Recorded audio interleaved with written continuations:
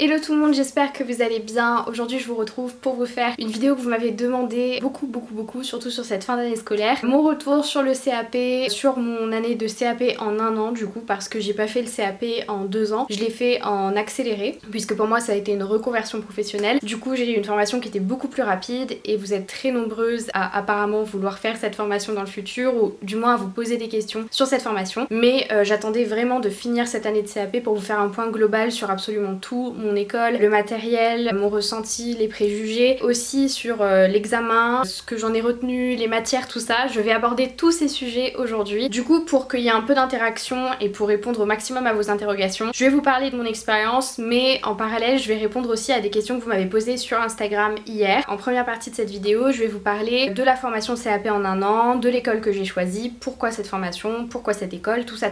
Je vais commencer avec mon école. Je vous l'avais précisé dans d'autres vidéos, j'ai choisi l'école Perfit Esthétique à Lyon parce que c'était une école qui avait une bonne réputation, il y avait un certain nom, il n'y avait pas de concours, hein, j'ai juste eu un entretien, je me suis inscrite, tout ça. On avait pas mal d'opportunités dans cette école, beaucoup de stages. C'est une école qui avait beaucoup de contacts, du coup à ce niveau-là c'était très intéressant. Après, voilà, faut prendre en compte qu'on était en pleine année de crise sanitaire, donc comme dans toutes les écoles, il y avait certains problèmes d'organisation, il y avait des choses qui laissaient un petit peu à désirer, mais franchement je vise pas que l'école, je pense que ça a été le cas de beaucoup d'établissements cette année. Mais sinon c'est une très bonne école, vous m'avez demandé ce que j'en pensais, je trouve que c'est une très bonne école. J'ai beaucoup appris, je suis très contente d'avoir fait mon année de CAP esthétique là-bas. Je vous disais que j'avais choisi la formation CAP esthétique en un an. Au niveau du rythme, c'est très simple. J'avais cours 3 jours par semaine, donc le mardi, le mercredi et le jeudi, en sachant que le mardi j'avais uniquement des cours théoriques et je reviendrai sur les matières plus tard, que le mercredi j'avais cours de pratique toute la journée et que le jeudi j'avais cours de pratique l'après-midi et cours théoriques le matin. C'est un gros mélange, il n'y a pas que de la pratique, il y a beaucoup de théorie aussi. C'est un rythme qui est lourd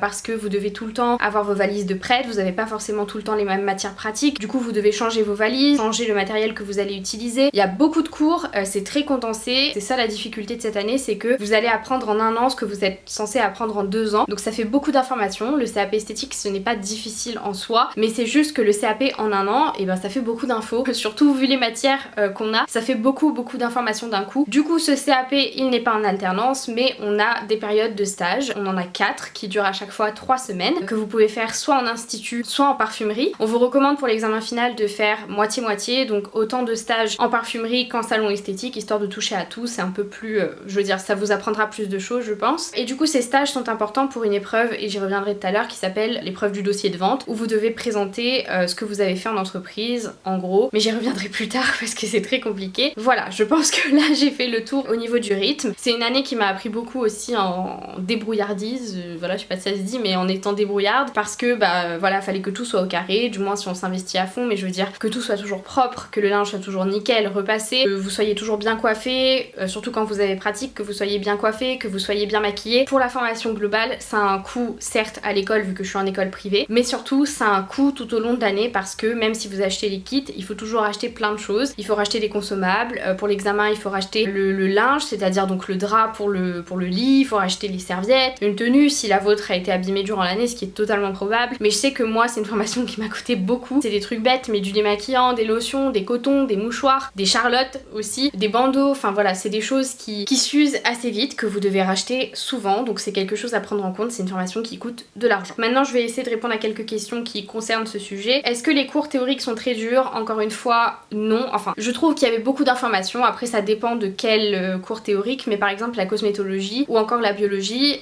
voilà, c'était pas simple quoi, c'est pas de la logique, c'est des choses qu'il faut apprendre. Si vous apprenez pas, ce sont pas des choses que vous allez pouvoir inventer. Vous devez connaître la composition d'une cellule, vous devez connaître la composition du corps humain, vous devez savoir, je sais pas, la forme galénique d'une crème, d'une mousse, voilà, enfin plein d'informations. Ça répond un peu aux préjugés de oh le CAP esthétique c'est facile, nanani nanana.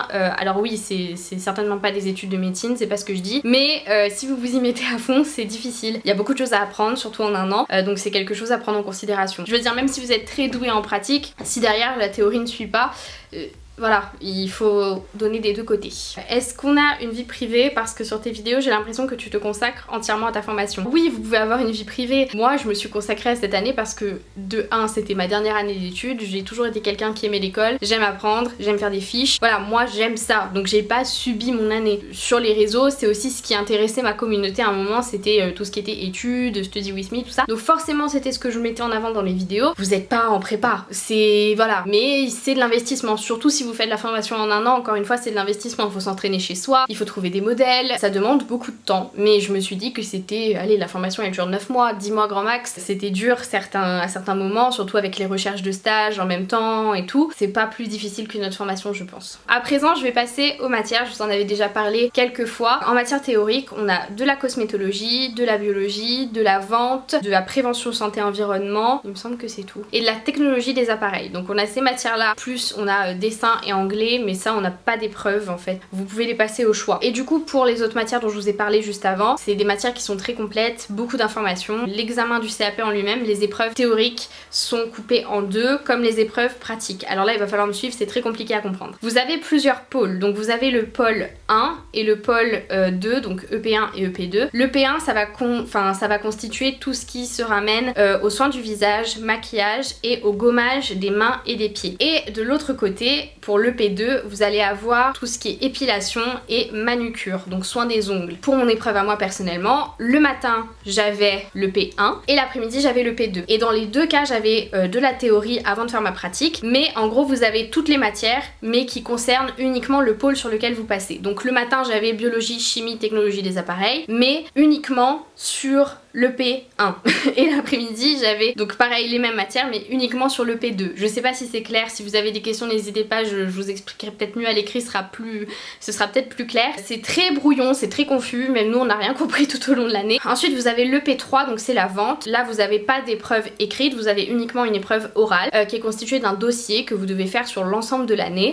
et qui doit parler d'un stage que vous avez fait qui a un rapport avec la vente. Vous devez décrire l'histoire de l'entreprise, le merchandising, quel type de produits ils vendent, quelles sont les marques les plus vendues, quelle est la cible. Vraiment en fait vous faites un exposé sur cette marque. Et ensuite vous avez le P1B, donc l'épreuve de chef-d'œuvre. Pareil c'est un oral. Le chef-d'œuvre c'est assez confus pour beaucoup de gens parce que c'est une nouvelle épreuve qui est apparue cette année. Enfin vous devez choisir un projet personnel sur lequel vous travaillez qui doit être considéré comme un chef-d'œuvre. Donc dans mon cas j'ai créé ma propre marque de cosmétiques, mais vous pouvez créer un parfum, vous pouvez créer un vernis, vous pouvez créer une application mobile sur la beauté, enfin je sais pas, peu importe ce que vous faites, un magazine, peu importe, il faut juste défendre votre truc et faire en sorte que ce soit quelque chose de révolutionnaire qui regroupe plusieurs matières de votre année de CAP. Donc moi par exemple c'était la vente et la cosmétologie, du coup parce que je créais mes produits, tout ça. Pour l'épreuve de vente vous avez également un sketch qui dure je sais plus combien de minutes mais c'est très rapide. Le jury va vous mettre en situation où vous êtes une vendeuse, eux sont clients et vous devez les conseiller par rapport à leurs attentes tout simplement. Et enfin vous avez le P5 qui est PSE, prévention santé environnement. Ça c'est commun à tous les CAP il me semble. Ça va être comment gérer un budget, les normes de sécurité, l'eau, l'écologie, enfin voilà, je sais qu'il y en a aussi au lycée, c'est une matière un peu banale, c'est une matière sur laquelle vous pouvez gagner énormément de points. J'essaierai de vous mettre un lien de l'étudiant ou quelque chose du genre qui explique un peu mieux, mais c'est vrai que c'est très brouillon comme organisation. Enfin pour les dossiers en général et pour les oraux, ne vous mettez pas trop la pression, travaillez votre truc. Vraiment j'ai vu des filles qui avaient pas bossé de l'année et qui se sont retrouvées un peu dans l'urgence et c'est ça qui a fait que ça a pas fonctionné. Moi je m'y suis prise très tôt, toute l'année, et franchement ça allait. Et pour mes 2 présentations orales j'ai eu 20, mais c'était beaucoup d'acharnement. Je suis fière de le dire parce que j'ai vraiment bossé à fond. Ne vous dites jamais que vous en faites trop, ce n'est jamais trop. Si vous avez envie de pimper votre dossier au max, faites-le. Si vous avez envie de faire limite un magazine, faites-le. Si vous avez envie de faire une très jolie présentation avec des schémas, avec un logo que vous créez vous-même, vous avez envie de créer des cartes de visite, vous avez envie de créer votre flacon de parfum que vous allez présenter lors de votre chef-d'œuvre, faites. C'est jamais trop. Ne vous dites pas non mais c'est juste une épreuve, c'est ce qui fait la différence. Moi je sais que c'est ce qui a joué en ma faveur, c'est que j'ai poussé les trucs au maximum. N'ayez pas honte, au contraire c'est l'occasion de prouver, enfin et surtout ce sont des épreuves sur lesquelles vous gagnez beaucoup de points, donc jouez là-dessus. Et pour les épreuves, ce sur quoi vous pouvez gagner des points par exemple en pratique, donc oui vous avez les sujets épilation tout ça mais des fois ça foire. Moi mon épilation je l'ai raté, c'était épilation avant-bras, je connaissais pas forcément très bien le protocole parce que c'est un truc qu'on avait fait qu'une fois, mais je me suis rattrapée sur la présentation de ma table, c'est très important. Faites en sorte que votre plan de travail, que votre espace de travail, que ce soit votre lit, que ce soit votre table, que ce soit vos produits, tout doit être propre, tout doit être nickel. Videz votre poubelle tout le temps, videz votre poubelle parce que le jury peut vérifier votre poubelle pour voir si vous la videz régulièrement. Lavez bien vos objets. Faites en sorte quand vous faites du maquillage que vos pinceaux soient propres, mais le plus propre possible. Très important. Pensez à tous les détails. Ça vous fera gagner énormément de points. Et à l'inverse, si à ce niveau-là vous n'êtes pas au top, ça peut vous en faire perdre beaucoup. J'ai des questions sur la pratique. Donc est-ce que la pratique c'est lassant à force? Oui. Moi j'ai trouvé durant l'année, à la fin je pouvais plus, ça me saoulait parce qu'on faisait tout le temps les mêmes choses. Alors je sais en salon je ferai tout le temps la même chose, mais là vous avez tout le temps le même modèle. Surtout en temps de Covid, on pouvait pas trop switcher de modèle, on s'entraînait les unes sur les autres. Mais je veux dire, les problématiques sont toujours les mêmes et c'est pas forcément vraiment lié au type de peau que vous avez devant vous, c'est plus des sujets. Voilà, c'était toujours la même structure, c'était très répétitif, c'est... voilà.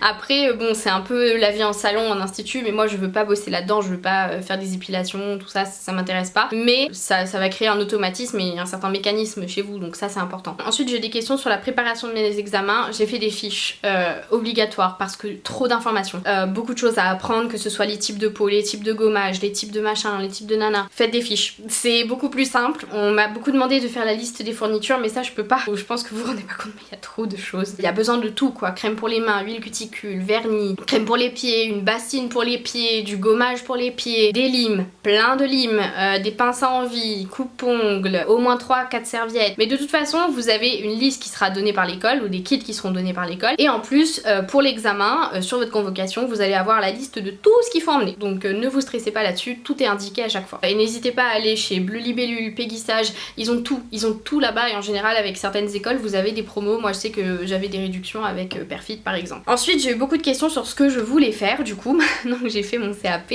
J'arrête les études, c'est bon, j'ai mon bachelor en communication digitale et marketing et là j'ai mon CAP, donc je suis contente, j'ai fini et l'année prochaine je veux travailler. Moi mon rêve ultime c'est d'ouvrir mon salon, mais pour l'instant on n'y est pas encore. Je veux me faire de l'expérience avant, mes professeurs m'ont dit que j'étais très douée pour la vente. J'aimerais bien me faire de l'expérience en vente aussi, en parfumerie, en luxe, tout ça. Vous êtes nombreuses à m'avoir demandé les débouchés, mais vous pouvez bosser dans plein de choses. Après moi je ne continue pas après le CAP parce que j'ai déjà un bachelor en communication, mais sachez que c'est toujours mieux de faire un BTS, un BP, faire plein d'autres formations. Je vous mettrai le site de Perfit en barre d'infos si ça vous intéresse pour que vous puissiez voir toutes les formations qui existent. Par exemple moi j'ai fait la formation pour les ongles en parallèle, si vous voulez je vous en parlerai dans une autre vidéo, mais il y a la formation pour les ongles, vous pouvez faire des formations de massage, vous pouvez faire des masterclass, vous pouvez faire des formations chez Peggy Sage, vous pouvez faire, c'est illimité tout ce qu'il y a à faire, illimité. Puis après si vous continuez avec le BTS par exemple, vous pouvez être formatrice pour les marques, vous pouvez travailler dans la vente, vous pouvez être manager, vous pouvez être responsable de magasin, de parfumerie, donc voilà, il y a beaucoup de débouchés,